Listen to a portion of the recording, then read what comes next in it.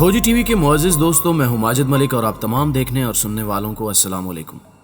नाज़रीन ग्रामी, पाकिस्तानी सपूतों ने फेसबुक की मदद से 2 भारतीय इंटेलिजेंस ऑफिसर से अहम राज उगलवा लिए।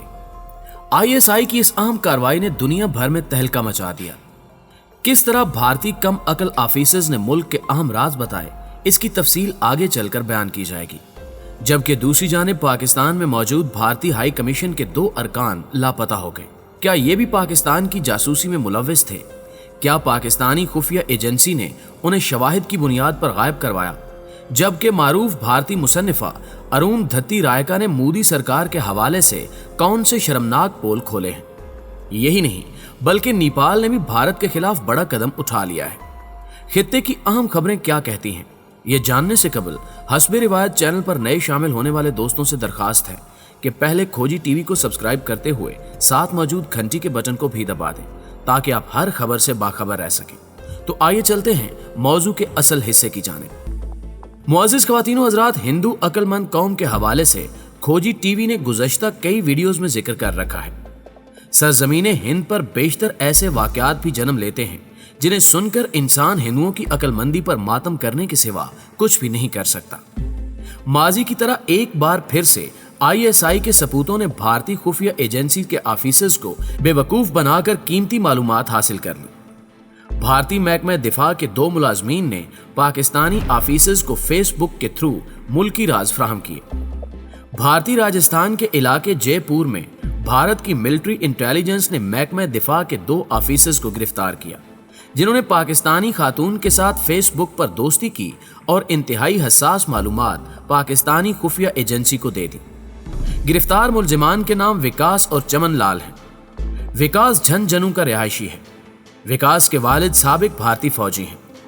तफ्तीश में इंकिशाफ हुआ कि उसने अब तक भारतीय फौज के order of battle, composition, order of military fighting formation, गोला बारूद की तस्वीर और इससे मुतल्लिक इंतहाई खुफिया मालूमात पाकिस्तान की खुफिया एजेंसी ISI तक पहुंचा दी हैं। नाज़रीन ग्रामी, दौरान तहकीक ये बात भी देखने में आई है कि भारतीय आर्मी के महाजन फील्ड फायरिंग रेंज में वाटर टैंकर सप्लाई करने वाले चमन लाल से विकास इतलात हासिल करता था। चमन लाल पानी की फ्राहमी के बहाने रेंज की तस्वीर खींचता, जिसकी वजह से उस पर किसी को शक न हुआ। इसके लिए विकास अपने भाई हेमंत के अकाउंट में पाकिस्तान से रकम मंगवाता। भारतीय मीडिया की रिपोर्ट के मुताबिक पाकिस्तान की खुफिया एजेंसी ISI ने उसके लिए 75,000 रुपए भिजवाए थे। उसने ये रकम अपने भाई हेमंत के अकाउंट से मंगवाई। विकास ने एतराफ किया कि पिछले साल मार्च में उसे फेसबुक पर अनुष्का चोपड़ा नामी अकाउंट से दोस्ती की दरखास्त मौसूल हुई। दोस्ती के बाद दोनों ने एक दूसरे को अपने व्हाट्सएप नंबर दिए। दोनों ने चैटिंग और वीडियो कॉल शुरू कर दी। औरत ने उसे बताया कि वो कैंटीन स्टोर डिपार्टमेंट यानी CSD मुंबई के हेडक्वार्टर में काम करती है। इसके बाद वो व्हाट्सएप के मुतअद्दिद ग्रुपों में शामिल हो गया। वो अनुष्का चोपड़ा पहले ही उसमें शामिल थी। इस दौरान उस खातून ने विकास को अपने बॉस अमित कुमार सिंह यानी हैंडलर से मिलवाया। वो हैंडलर हिंदुस्तानी व्हाट्सएप नंबर का इस्तेमाल करता था। हैंडलर ने रकम के बदले फौज की खुफिया इतलात हासिल करने के लिए विकास को आमादा किया और विकास ने थोड़ी सी रकम के लिए भारतीय फौज की हसास मालूमात अमित सिंह को दे दी। विकास ने हैंडलर को ज्यादातर वो इतलात और तस्वीर फ्राहम की जिन्हें चमन लाल के तवस्सुत से हासिल किया गया था। हकीकत यह है कि अनुष्का चोपड़ा और अमित सिंह जितने अशखास विकास से राब्ते में रहे, वो तमाम के तमाम पाकिस्तानी खुफिया एजेंसी के एजेंट्स थे। पाकिस्तानी सपूतों ने इंतहाई तदब्बुराना अंदाज में भारतीय महकमा दिफा को काबू किया और उनकी मदद से हसास और अहम मालूमात बासानी पाक फौज के हेडक्वार्टर तक पहुंचती रही। नाज़रीन ग्रामी, दूसरी जानिब आपको एक और अहम खबर भी देते चलें कि गुज़श्ता रोज भारतीय मीडिया ने दावा किया है कि पाकिस्तान में भारतीय हाई कमीशन के 2 अरकान लापता हो गए हैं। लाख कोशिश के बावजूद भारतीय हाई कमीशन उनसे राब्ता नहीं कर सका। हिंदुस्तानी हाई कमीशन के दोनों एहलकार CISF के ड्राइवर थे और वो इस्लामाबाद में ड्यूटी पर थे, ताहम वो अपनी मंजिल तक नहीं पहुंच सके। भारतीय हाई कमीशन के ओहदेदारों ने लापता ओहदेदारों के साथ राब्ते की कोशिश की, लेकिन दोनों तक रसाई नहीं हो सकी। दोनों के मोबाइल नंबर्स बंद हैं। भारतीय मीडिया के मुताबिक ये वाकया ऐसे दिनों में पेश आया जब भारत ने दिल्ली में पाकिस्तान हाई कमीशन के 2 एहलकारों पर जासूसी के इल्जामात आयद करने के बाद उन्हें मुल्क से निकाल दिया था। इस वाक़े पर भारतीय हाई कमीशन समेत दिल्ली के काबिल हुक्मरानों पर खौफ तारी हो चुका है। کیونکہ خفیہ اطلاعات کے مطابق لاپتہ ہونے والے دونوں اہلکار بھارت کے لیے جاسوسی کا کام بھی کر رہے تھے اور پاکستانی ایجنسیز ایک عرصے سے ان کے تعاقب میں تھیں اور مناسب موقع دیکھتے ہوئے پاکستانی اہلکاروں نے انہیں غائب کروا دیا، جس کے بعد مودی سرکار اور بھارتی ہائی کمیشن سخت پریشان ہے۔ انہیں یہ خوف لاحق ہے کہ یہ دونوں جاسوس پھر سے بھارت کی عالمی رسوائی کا سبب بنیں گے اور پاکستان کا امیج عالمی سطح پر مضبوط ہو جائے گا۔ ایک امر یہ بھی ہے کہ چند روز قبل بھارتی میڈیا کی جانب سے دعویٰ کیا گیا تھا کہ بھارتی سفیر کی گاڑی کا پاکستان کے حساس ادارے ISI کے ایک رکن نے پیچھا کیا اور وہ موٹر سائیکل پر سوار تھا۔ ISI نے بھارتی سفیر کو ہراساں کرنے اور دھمکیاں دینے کے لیے بھارتی سفیر کی رہائش گاہ کے باہر متعدد افراد کو کھڑا کر رکھا تھا، تاہم وہ تعاقب کے بعد کہیں رفو چکر ہو گیا۔ اس مذکر خیز بیان نے بھارتی حکومت کے ڈر اور خوف کا پول بھی کھول دیا ہے۔ ISI کا خوف بھارتی شرپسند ہندو قوم پر بھرپور طریقے سے قائم ہے، جس کی کیفیت وقتاً فوقتاً منظر عام پر آ رہی ہے۔ پیارے دوستو، ایک حقیقت یہ بھی ہے کہ مودی سرکار اپنی فوج کے ساتھ مل کر جس طرح ملک میں تشدد کی راہ اختیار کیے ہوئے ہے، وہ ایک دن مودی کے لیے ایسی آگ میں بدل جائے گی جو اسے جلا کر خاکستر کر سکتی ہے۔ مسلمانوں سمیت دیگر اقلیتی جماعتوں کو جس طرح سے اذیتیں دی جا رہی ہیں وہ انتہائی قابل مذمت ہیں۔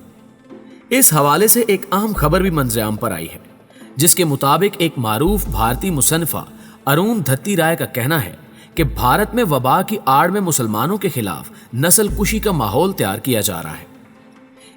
ایک انٹرویو میں ارون دھتی رائے نے کہا کہ وہ ایسا اس لیے کہہ رہی ہیں کیونکہ عالمگیر وبا کی ابتدا سے ہی میڈیا نے قاتل مرض کو مسلمانوں پر تھوپ دیا، بالکل اسی طرح جیسے نازیوں نے یہودیوں پر بیماری پھیلانے کا الزام لگایا تھا۔ مسلمانوں کو انسانی بم کی سطور پر پیش کیا گیا، جبکہ ان کا اسپتالوں میں داخلہ بھی بند کر دیا گیا۔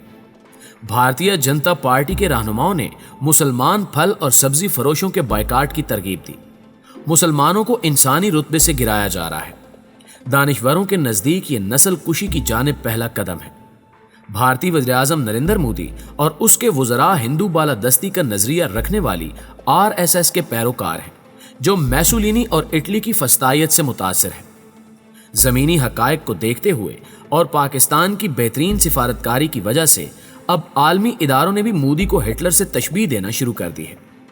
انسانی حقوق کی تنظیمیں مودی کو جھوٹا اور شرپسند حکمران ڈکلیئر کر رہی ہیں۔ مقبوضہ وادی میں ڈھائے جانے والے مظالم دنیا کے سامنے آ رہے ہیں اور انسانیت کا درد سمجھنے والے اب مودی کے خلاف آوازیں اٹھا رہے ہیں۔ اس حوالے سے ایک اہم خبر بھی منظر عام پر آ چکی ہے۔ یورپی پارلیمنٹ نے یورپی کمیشن کو وادی کے حالات خط کی صورت میں لکھ بھیجے ہیں اور مطالبہ کیا ہے کہ مودی کو لگام دیتے ہوئے مقبوضہ وادی کی مسلم کمیونٹی کو جینے کا حق فراہم کیا جائے۔ ناظرین گرامی، خط میں یورپی کمیشن کے صدر اور نائب صدر سے مطالبہ کیا گیا ہے کہ یورپی کمیشن مقبوضہ کشمیر میں انسانی حقوق کی پامالی اور بھارتی بربریت کو فوری طور پر بند کرائے، جس کی تصدیق اقوام متحدہ کی 2018 اور 19 کی رپورٹ سے بھی ہوتی ہے۔